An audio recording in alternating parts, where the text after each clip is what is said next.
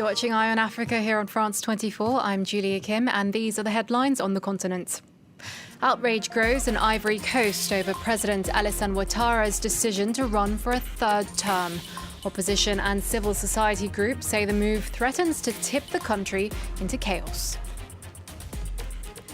The tiny island nation of Mauritius faces a major environmental disaster as a tanker leaks oil into the sea and surrounding lagoons. And Ivory Coast celebrates its 60 years of sovereignty. In tonight's edition of our series on African independence, we look at one of the country's founding fathers. But first, as Ivory Coast marks its 60th anniversary of independence from France, a political crisis is brewing. President Alassane Ouattara's decision to run for a third term has triggered fears of another civil war.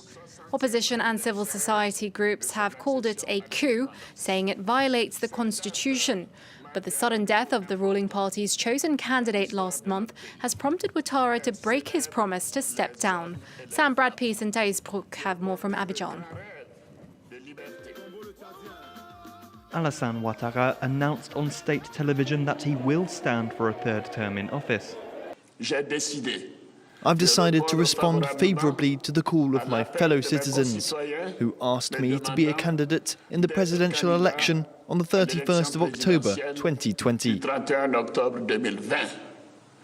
The day after his address to the nation, we asked people on the streets of Abidjan what they thought of the Ivorian president's decision. Oui, c'est une bonne chose pour le pays, puisqu'il a été un président. S'il veut être le président encore, c'est bon. Il y a des gens qui sont actuellement ici, ils ne veulent pas que Alassane se présente. Et puis on sait que forcé, s'il se présente là, eux vont prendre les armes. Friday is the 60th anniversary of Ivorian independence. The president took part in a flag-raising ceremony. The government believes that his candidacy makes perfect sense. Cette décision est importante pour l'unité du pays, la stabilité du pays. C'est ça notre priorité. Opposition figures, though, contest the legality of a third mandate for Ouattara. This lawyer, close to the opposition, explained that the new constitution and the previous one places a two-term limit on the presidency. Existant de façon continue depuis 2000, logiquement, raisonnablement, cette règle s'applique depuis 2000. Il va de soi que les deux mandats obtenus par M. Alassane Ouattara, l'un en 2010 et l'autre en 2015, tombent sous le coup du principe de la limitation du nombre de mandats présidentiels. The debate over the legality of a third term in office for President Alassane Ouattara will likely continue to rage in the coming weeks as we move ever closer towards October's presidential election. The issue may even go before the country's Constitutional Council, although it's worth noting that more than half the judges sitting there were selected by Ouattara himself. Well, for more on that story, we spoke to Paul Melly, a consulting fellow at Chatham House in London. I asked him whether Alassane Ouattara had in fact been reluctant to enter the presidential race. He was ready to step aside, but he didn't have faith in any of his lieutenants other than the late Prime Minister Amadou Gon Coulibaly, whom he had chosen really very personal choice as his successor, as the person that he trusted to carry on the work that he's been doing for the last 9 years.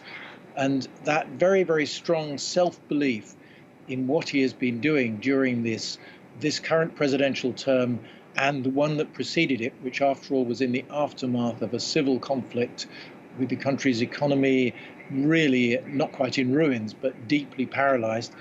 He believes he's done a huge reconstruction job and that only Mr. Gon Coulibaly could have carried that forward. So the sudden death of Mr. Gon Coulibaly, Prime Minister, early in July, left him confronted with this decision. Others, of course, can see the situation quite differently, but from Ouattara's personal political perspective, he believed there was no other choice. Now, let's talk about his chances of re-election. What is the current state of the opposition? Does he face any kind of competition? Yes. Ivory Coast has a French-style two-round presidential election system. So there are currently 4 known significant candidates in the race. There's Henri Conan-Bédier, who's 86 years old, who's a former president. And then there are three other politicians of a younger generation who are in the contest. But the key thing is what happens at the end of that first round. And if the opposition managed to deny Ouattara an outright victory with 50% of the vote on the first ballot, then they can unite around a single candidate for the runoff. And then the race could be much tougher for him, especially if Mr. Conan-Bédier, despite his age, presents himself, if you like, as a sort of overseeing, almost monarchical kind of constitutional presidential candidate, if you like, with a strong message that actually it'll be the younger generation who will be handling day-to-day government. And the opposition have been trying to build an alliance that will enable them to offer that strong second-round alternative. Now, Ouattara's decision has been deemed illegal by his opponents. Could this lead to another civil war? It's probably less likely to be an outright civil war of the kind that we've seen in Ivory Coast in the early 2000s and again in 2010, 2011, because before becoming Prime Minister, Mr. Bakayoko was first Interior Minister and then Defense Minister. And in those roles, he's established a very strong government control over the security forces. However, what we could see is really serious unrest, particularly in Abidjan. The mood among many Ivorians has been worried and pessimistic for more than a year now. People have been really quite scared about the approach of this election. And there are a lot of very, very angry people, particularly among young opposition supporters in parts of Abidjan. We could see really quite serious unrest. So even if we don't get a conventional war, the situation could get very dangerous and the risk of loss of life is really quite genuine. Well, moving on now, unidentified gunmen have killed about 20 people in an attack on a cattle market in eastern Burkina Faso. So far, no one has claimed responsibility for the attack in the village of Fada Ngoma. The army is carrying out a search operation in the area, according to a statement from the government. Now, Mauritius faces an environmental disaster after a Japanese-owned ship carrying oil ran aground off its shores. Hundreds of litres of fuel are spilling into the sea and the country's pristine lagoons, home to thousands of species of marine life. Authorities there have also been forced to close schools in some coastal areas. Shelley Sitbourne has more. Mauritius' Blue Bay may be turning black, and this is the reason. A carrier with 4,000 tons of fuel ran aground in the reefs in this protected area and has been leaking for days. Residents watched the catastrophe just off the beach, including environmentalists crushed by the disaster. Oil has reached the shores of Mauritius. It's a black coat on the beach and everywhere. In some of adjoining villages, you don't see the water, you don't see the black layer floating there, oil floating on the water. The expert says authorities failed to act on time to limit the scope of the spill by emptying the fuel tanks. No one heard that sort of advice. And today we are faced with this major ecological disaster. Now Mauritius has asked other countries like France for urgent assistance. Carriers are reportedly authorized to navigate right next to these reefs. That's what's called an innocent passage. Mauritius has no legal way of stopping them. Meanwhile, NGO Greenpeace says there are more and more oil spills, with some experts saying this is due to negligence and the lack of appropriate regulation. Africa has surpassed 1 million coronavirus infections and 22,000 deaths. 5 countries, South Africa, Nigeria, Ghana, Egypt and Algeria, currently account for 3/4 of all cases.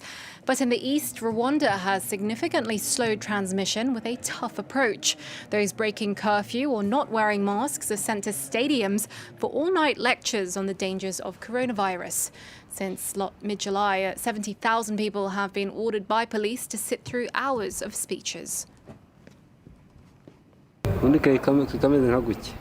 aho gusa baje nyine bansanga mu kazi ambwira ati ngwino hano wambaye agapfukamunwa nabi ngiye nahise nza nyine banshyira mu modoka. La plupart des pays en Europe donnent des amendes de $135, 135 euros. Pour un Rwandais comme moi, 135 euros, c'est à peu près 150 000 francs rwandais. Moi, je préfère passer la nuit au stade que de dépenser 150 000 francs rwandais. Now, one of the countries worst hit by the pandemic, Nigeria, has allowed places of worship to reopen in Lagos State. For the first time since lockdown was imposed in March, mosques and churches can now host in-person religious services. But services can only be held once a week at no more than 50% capacity to allow for social distancing. Lagos is the epicenter of the outbreak in Africa's most populous country. I'm scared of coming today because when I land that it's not going to be much people. It's going to be like 100 people, so I feel like coming. The rule says that number of people to enter. So that was the reason why some of us that are imam cannot enter. So we abide by it. No problem about that. So what government says is what we are doing. Well, let's head back to Ivory Coast as we continue our series on African independence. On the 7th of August, 60 years ago, Ivorians attained sovereignty from France. The main figure of the pre- and post-independence years was the nation's first president, Félix Houphouët-Boigny. Nicolas Germain takes a look back through the archives. Ivory Coast was a French colony from 1893 until the 7th of August 1960. During the first years of this period, several groups rose up against the colonizers. The most famous one was led by Samori Touré. In 1932, there were fresh protests, this time by locals who owned coffee and cocoa plantations. They said they were not treated in the same way as European businessmen. Their leader was Félix Houphouët-Boigny, who became the key figure of the following decades. In 1944, he founded the Union of African Plantation Owners. Paris saw him as a charismatic and therefore dangerous politician. But over the years, he grew increasingly closer to France and even became a minister in the French government in 1956. 4 years later, when Ivory Coast became independent, Houphouët-Boigny maintained close ties with Paris. It was the Cold War, and he had clearly chosen which side he was on. Houphouët-Boigny coined the term France-Afrique, which initially defined the tight links between Paris and its former African colonies. Over time, its meaning shifted. It now refers to the murky and sometimes corrupt relationship between France and some African elites. Here, Houphouët-Boigny is seen talking to Jacques Foccart, the civil servant who was at the heart of France-Afrique under several French presidents. After independence, Houphouët-Boigny put in place a one-party system. For 3 decades, the economy grew, but its growth was hampered by the fall in the price of coffee and cocoa on world markets. Houphouët-Boigny ruled with a firm grip. It's only in 1990 that he introduced a multi-party system. He died 3 years later. Since his death, there have been sporadic tensions in Ivory Coast. The worst violence occurred after the 2010 election. More than 3,000 people were killed. Today, economic growth is back, but political tensions remain. There's more news up next. Stay tuned.